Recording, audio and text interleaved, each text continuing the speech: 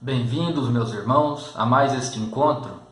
E hoje nós nos preparamos para falar sobre a continuação da introdução do livro Evangelho segundo o Espiritismo. E nós vamos fazer hoje o 5º vídeo. E vamos falar a respeito de Sócrates e Platão, precursores da ideia cristã e do Espiritismo. Convido aos amigos a se posicionarem no ambiente agradável para que prestem atenção nas palavras de hoje, né? No nosso estudo de hoje, para que dessa maneira tenhamos condições de assimilar um pouquinho mais em relação aos ensinamentos do Evangelho, formando aquela base, aqueles princípios sólidos que nós estamos buscando, para que depois tenhamos condições de interpretar e analisar as passagens contidas no Evangelho segundo o Espiritismo de maneira mais fácil, né? A partir dessa base que nós estamos criando e formando.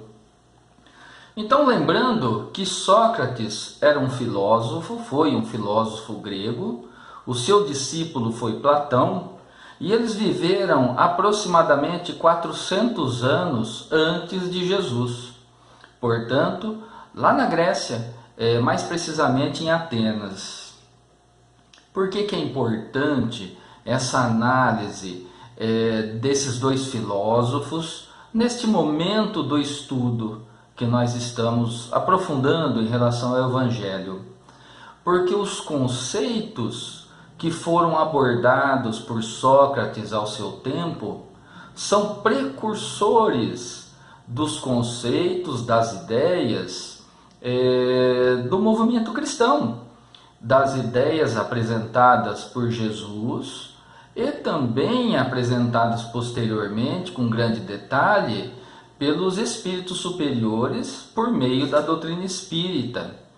Então, nós podemos compreender através dessa abordagem que vamos fazer que as ideias de Jesus e da doutrina espírita não foram algo novo, não foi algo que surgiu de repente através deles, mas já existiam determinados conceitos, determinadas ideias em relação à imortalidade da alma, em relação à continuidade da vida, a necessidade da reencarnação. Então já existiam essas ideias nos povos antigos. Mas é muito interessante que nós compreendemos isso, porque Sócrates, como nós vamos ver, ele abordou com detalhes a respeito dessas ideias, das ideias cristãs posteriormente. E fica claro que diante da acusação que fizeram com Sócrates, ele foi acusado de subverter a juventude do seu tempo, porque ele apresentava ideias novas que contrariava a cultura religiosa da época. E lembrando que os gregos, na sua religiosidade, era a religiosidade pagã, adoravam inúmeros deuses. E Sócrates pregava e dizia de maneira racional e lógica a respeito da unicidade da divindade, ou seja, a existência de um único Deus. Então, dentre dessas afirmações dele, ele foi perseguido, foi preso, foi condenado à morte e foi envenenado por cicuta. E olha que interessante, Sócrates foi perseguido, preso, envenenado, condenado à morte. Jesus, ao seu tempo, 400 anos depois, sofreu a mesma coisa, de maneira muito semelhante.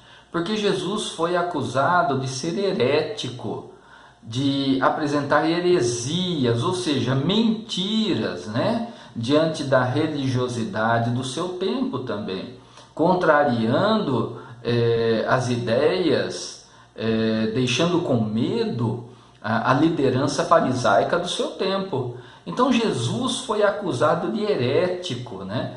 Por isso ele também foi capturado, condenado e levado à morte. Olha só a semelhança, né? E as ideias apresentadas por Jesus onde ele dizia que ele era o Messias. Ele dizia que a profecia de muitos anos anteriores, né, pelo profeta Isaías, salvo engano, que o Messias retornaria, havia se cumprido, e a religiosidade do seu tempo não aceitou isso, não enxergou em Jesus como sendo o Messias, né, o Salvador. Pelo contrário, né, não enxergaram Jesus como sendo o Salvador de almas, mas acharam que Jesus era um Salvador político, um Salvador que iria libertar o povo hebreu da opressão do Império Romano, que dominava toda aquela região. Então, por isso, ficaram muito temerosos em relação a Jesus e levaram Jesus à crucificação, à morte. É interessante ver como que as coisas se repetem. Ao tempo de Sócrates, os seus ensinamentos não foram aceitos, né? E Sócrates, assim como Jesus, também não deixou nada escrito. O discípulo de Sócrates, Platão, foi quem deixou os escritos dos ensinamentos de Sócrates. E os discípulos de Jesus, posteriormente, agiram da mesma maneira.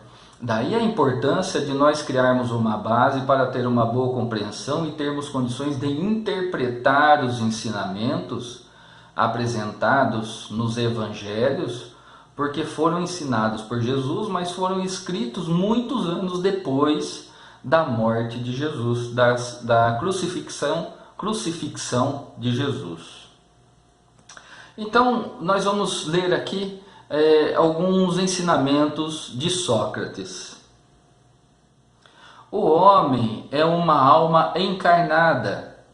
Antes da sua encarnação, ela existia unida aos tipos primordiais, as ideias do verdadeiro, do bem e do belo. Deles se separa em se encarnando e recordando o seu passado, está mais ou menos atormentada pelo desejo de a eles retornar. Lembrando aqui, né, meus irmãos, que o termo homem é uma alma encarnada, significa homem e mulher, né? Uma maneira genérica de falar a respeito de todos nós. Então ele já falava a respeito da reencarnação. Ele já falava dessa maneira aqui a respeito da nossa essência espiritual. A alma é o espírito encarnado, como aprendemos com detalhes na doutrina espírita. E Sócrates já apresentou isso ao seu tempo. Olha que interessante. Dizendo que quando encarnada, a alma, estando encarnada, e ela tem lembranças do seu passado, ela fica mais ou menos atormentada. Ou seja, fica meio perturbada, insatisfeita, né? Fica naquele período de melancolia. É como nós nos sentimos muitas vezes sem ter motivo algum, né? Então, o subconsciente nosso tem conhecimento da existência do mundo espiritual, de onde nós viemos, né? Da nossa verdadeira morada. E nós ansiamos inconscientemente em retornar para lá, porque aqui é o momento de prova e de expiação, estando aqui nesse mundo, estando encarnado. É um local onde nós passamos por muitos desafios, muitos deles dolorosos. Passamos por momentos felizes também, né? De orgulho, de satisfação, mas a maior parte das nossas provas, das nossas expiações, elas são realmente de dores, né? De situações que exigem de nós algum determinado sacrifício. Uns com maior sacrifício, outros com menos sacrifício. Então nós, inconscientemente, ansiamos por ir a um lugar melhor. Esse lugar melhor é o plano espiritual, nossa verdadeira morada, de onde nós viemos, e um dia, seguindo as leis do Criador, nós vamos retornar, não é isso? Enquanto tenhamos nosso corpo e a alma se encontre mergulhada nessa corrupção, olha que termo interessante, mergulhada nessa corrupção, jamais possuiremos o objeto dos nossos desejos, a verdade. É a nossa busca. A busca da verdade é a busca da nossa essência espiritual. Essa é a verdade que nós buscamos. E que todo filósofo almeja alcançar essa verdade. Ou seja, o conhecimento que nós somos espíritos imortais. Com efeito, o corpo nos suscita 1000 obstáculos pela necessidade que temos de cuidá-lo. Ademais, ele nos enche de desejos, de apetites, de temores, de 1000 quimeras e de 1000 tolices, de maneira que com ele é impossível ser sábio um instante. Aqui ele está deixando bem claro que nós aprendemos também em relação à nossa condição de espíritos encarnados, como nós estamos limitados neste corpo material e estamos sujeitos a todo momento às facilidades, às alegrias que as questões materiais nos proporcionam, e temos que tomar muito cuidado com isso, porque se nós vivermos simplesmente pela satisfação dos gozos materiais, daquilo que faz bem para o meu corpo, essa saciedade corporal, nós entramos numa ilusão muito grande, porque nós precisamos buscar a saciedade espiritual, o nosso aprimoramento moral, o desejo de nos tornar pessoas melhores a cada dia. E ele falava isso ao seu tempo. Mas se não é possível nada conhecer com pureza enquanto a alma está unida ao corpo, é preciso de duas coisas: uma, ou que não se conheça jamais a verdade, ou que se venha a conhecê-la depois da morte. E é justamente isso que vai acontecer conosco. Nós estamos aqui e pelo entorpecimento do conhecimento que nós temos das vidas passadas, da vida espiritual, da existência espiritual que já tivemos, nós ficamos entorpecidos, e é importante que isso aconteça. O entorpecimento aqui significa esquecimento. É importante que isso aconteça para que a gente viva o presente, para que a gente, vivendo o presente, a gente busque a melhoria do nosso futuro. Então nós compreendemos como é importante nós trabalharmos o hoje com boa vontade, erguendo nossa cabeça e olhando para frente. Porque se nós lembrássemos do nosso passado, e com certeza muitos erros terríveis nós cometemos no passado, certamente o sentimento de culpa hoje iria nos impedir de caminharmos, de levantar a cabeça, olhar para frente e agir de maneira diferente do que fizemos lá atrás. Então o esquecimento do passado é fundamental para que a gente possa agir de maneira melhor hoje. Mas nós sabemos, lá no fundo da nossa intimidade, aquelas paixões, aqueles sentimentos que nos prejudicam se nós dermos vazões a esses sentimentos.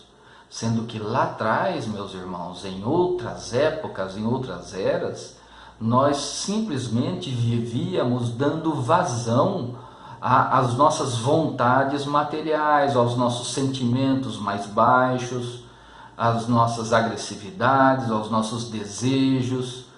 E hoje isso nós precisamos, com boa vontade, buscar dominar esses maus sentimentos, esses maus desejos que um dia nos prejudicaram, foram úteis para nós, mas nos prejudicam hoje. Nós precisamos ter o equilíbrio e buscar a nossa melhora íntima. Daí a importância de olharmos para frente e agirmos da melhor maneira possível. Livres da loucura do corpo, então conversaremos. É de esperar-se com homens igualmente livres e conheceremos por nós mesmos a essência das coisas. Quando nós retornarmos à nossa pátria espiritual, depois de passarmos pelo período de recuperação, fortalecimento e equilíbrio emocional e psicológico, nós vamos começar a ter acesso do nosso passado, do que nós fizemos, das vidas anteriores. E é isso que ele está falando aqui. Então, nós conheceremos por nós mesmos a essência das coisas, os acontecimentos do passado e por que nós passamos por grandes dificuldades. Quais foram os motivos dos resgates, dos sofrimentos que eu passo recentemente. Saberemos de tudo isso. Por isso, os verdadeiros filósofos se exercitam para morrer, e a morte não lhes parece de nenhum modo temível. Irmãozinho, vamos enxergar direito isso daqui. Não é que os filósofos desejam morrer, eles se exercitam para morrer. O que é isso, exercitar para morrer?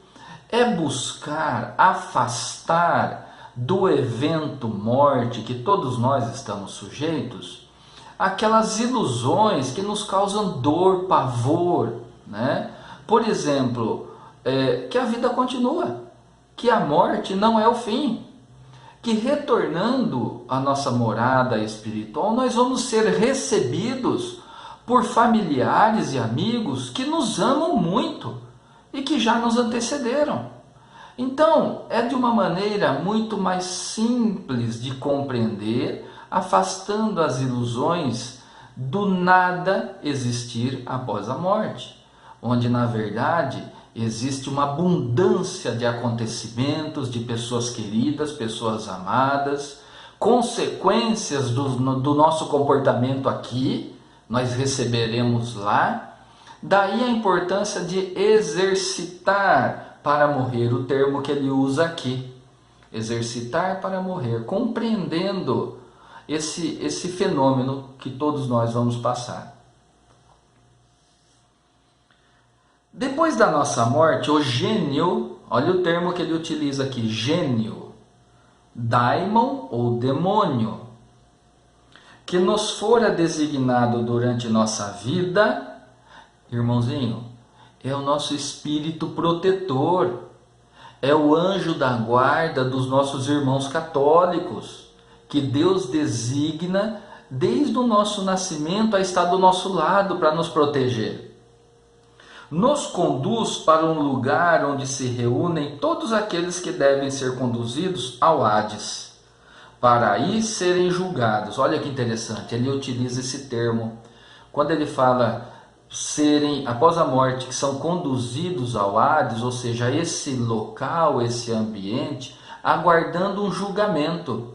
Os nossos irmãos evangélicos falam desse julgamento, os nossos irmãos católicos falam do julgamento. Nós espíritas compreendemos o julgamento não vindo de Deus, que Deus não vai nos julgar. Nós somos os piores juízes dos erros que nós cometemos quando tomamos consciência desses erros. Pior do que Deus, porque Deus age com misericórdia e nós muitas vezes somos implacáveis com os nossos erros.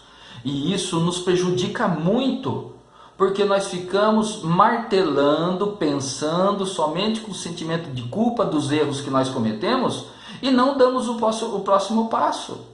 Isso nos prejudica muito. E aqui Sócrates fala disso, que mais tarde foi adotado, ou essa ideia vigorou também no seio dos irmãos evangélicos, dos irmãos católicos. Permanecendo no Hades o tempo necessário, são reconduzidas a esta vida em numerosos e longos períodos. Está falando da reencarnação. Hades aqui seria esse local que nós espíritas chamamos muitas vezes de umbral. Mas não é um local circunscrito, geograficamente apontável, não. É o nosso estado de espírito. Os nossos irmãos católicos chamam de purgatório. E ele fala aqui que retornará muitas vezes ainda, sendo necessário. Necessário a quê? Ao nosso aprimoramento. Ele está falando do princípio da doutrina espírita chamado reencarnação. Meus amigos, só para nós finalizarmos, para não ficar muito longo esse vídeo, eu vou ler mais um das diversas afirmações e ensinamentos de Sócrates aqui. O corpo conserva os vestígios bem marcados dos cuidados que com ele se tomou, ou dos acidentes que experimentou.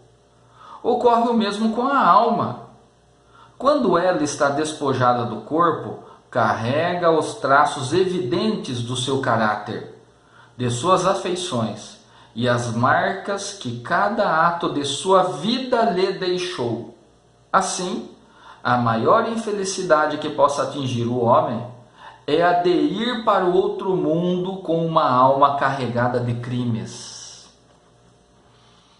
O princípio que Sócrates fala aqui é desse que nós, retornando ao plano espiritual, diante dos erros que nós cometemos, nós seremos observados pelos espíritos que estarão num grau superior a nós, de acordo com a nossa essência, porque nós permanecemos marcados, entre aspas, na nossa atmosfera espiritual, de acordo com os pensamentos que nós nutrimos, pensamentos de ódio, de vingança, de desejos, de paixões.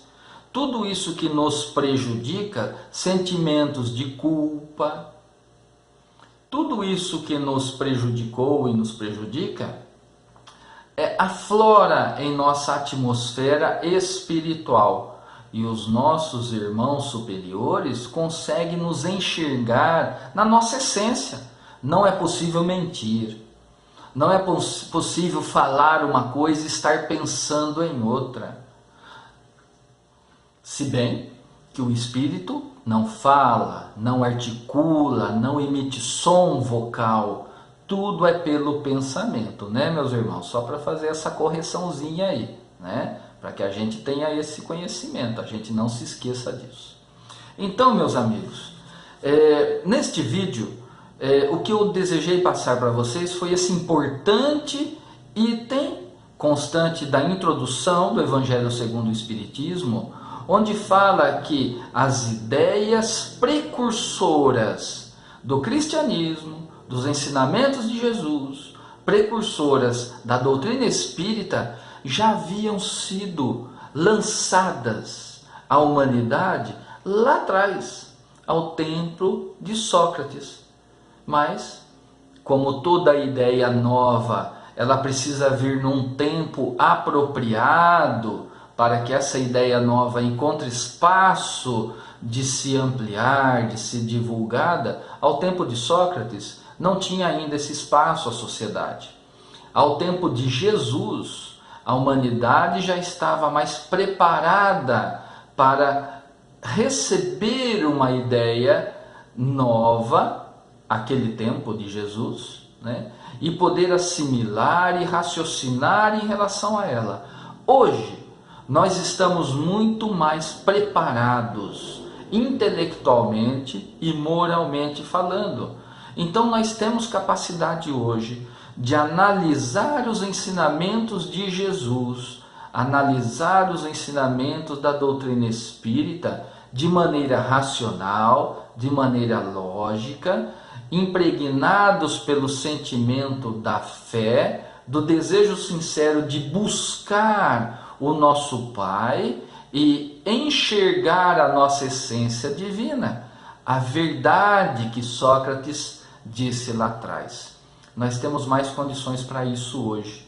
Então vamos usar desse bom senso para que nós tenhamos condições de analisar os ensinamentos sem fanatismo, sem preconceitos vindos de outra vertente religiosa, mas lembrando que o Evangelho é a boa nova para a nossa reforma moral, a nossa reforma íntima, para que possamos ser pessoas melhores, exercitando para a vida futura. Meus amigos, vamos então agora à nossa oração de encerramento. Mestre amigo, agradecemos imensamente a esta oportunidade. Abençoe todos os nossos irmãos que estão conectados conosco. Envie mensageiros de luz aos lares de nossos parentes e amigos que estão passando por dificuldade, para que recebam fortalecimento espiritual e que tenham condições de superar as dificuldades pelas quais estão passando, as provas e as expiações naturais da nossa condição de espíritos em evolução. Mestre amigo, agradecemos imensamente a mais esta oportunidade que o Senhor nos deu. Assim seja. Meus amigos, eu convido todos para que, com boa vontade, busquem colocar em prática os ensinamentos da doutrina espírita, os ensinamentos do Evangelho de nosso Senhor Jesus Cristo, afastando e colocando de lado aqueles maus sentimentos que todos nós ainda carregamos, para que nós tenhamos condições assim de melhorar a nossa conduta, de exercitar o sentimento do amor em relação a nós e ao nosso próximo também.